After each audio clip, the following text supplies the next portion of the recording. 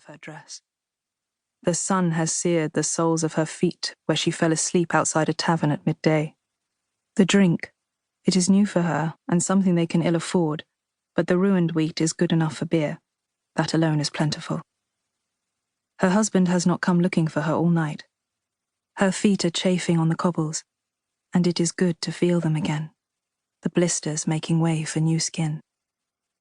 Her route takes her through the horse market, built when Strasbourg had a different centre so that it would stand at the edges. Now there are complaints from the cathedral of the smell, but Frau Troffea likes it. Sour and strong enough to coat her tongue. She opens her mouth, fills her lungs. It has grown like an unwieldy beast, this city. In her youth it was fat off wealth, and so the fleas came crawling. Trade is long diminished, but still there are new faces every day. Dark faces among them like the devils were already here, flooding the hospital with their filth. The Holy Roman Empire is locked in battle with the Ottoman Turks engaged in a struggle for their very souls. She cannot read, but knows there are pamphlets about them. The Turks who threaten their empire, their homes. They are the enemy, but they come anyway, claiming to flee the same hordes that fight for them. Frau Troffea is vigilant against such lies. She spends her days watchful for the infidels, sees them even in church, though there holy incense burns thick enough to make your jaw lock. She checks her body each night for bites and signs of incubi, finds only bones grown harder beneath her melting flesh. The market square is listless and sways before her. She searches the closed-up stalls, the dusty ground, the grates clogged with muck dried hard by heat. She smells the sweet and the shit of it, of her city, baking under the relentless, blessed, accursed sun. Her head is full of it as she searches, hands raking the dust, thick handfuls of dirt. She murmurs a prayer like an incantation as though God would drop loaves from the sky.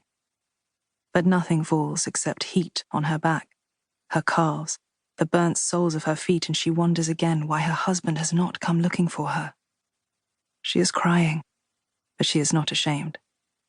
The tendrils of light swarm about her like flies, heavenly and reveling, ravelling her in their soft threads and weave. Her hands are full of earth and excrement. Her fingernails itch, and she wants to peel them off. The light tickles her beneath the chin. Frau Troffea tilts her head back, looks at the sun until her eyes fill with white. The light swirls about her like a cloud, buffeting her gentle as a wind-knocked sail. She picks up her foot, then the other. Her hips sway. She parts her lips in ecstasy. Beneath the blue and burning sky, Frau Troffea lifts up her hands and begins to dance. 1.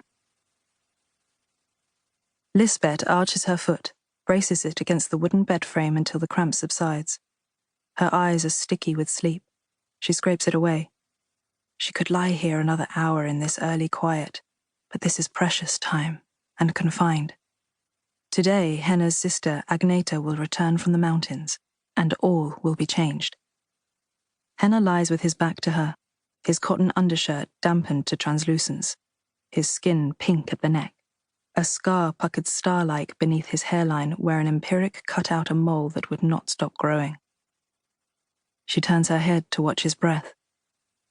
She could press her hand between his shoulder blades, feel the work of his breathing hum like the skeps, but it is impossible, a distance too far to span. In their earliest days she touched him always, her hands on his forehead, plucking chaff from his hair, stealing kisses behind his mother's back. Those tendernesses are past now. Her toes curl themselves again and she levers herself upright with a hiss. They have long discarded the sheet, are sweating into straw like horses, and a trickle works its way down her back. She wants to pull off her nightgown, walk through the forest to the river and roll in its mud like a pig. She heaves herself to her feet, crosses to the window.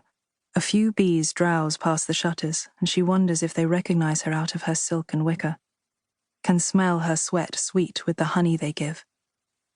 The light itself seems bunched and thick with heat.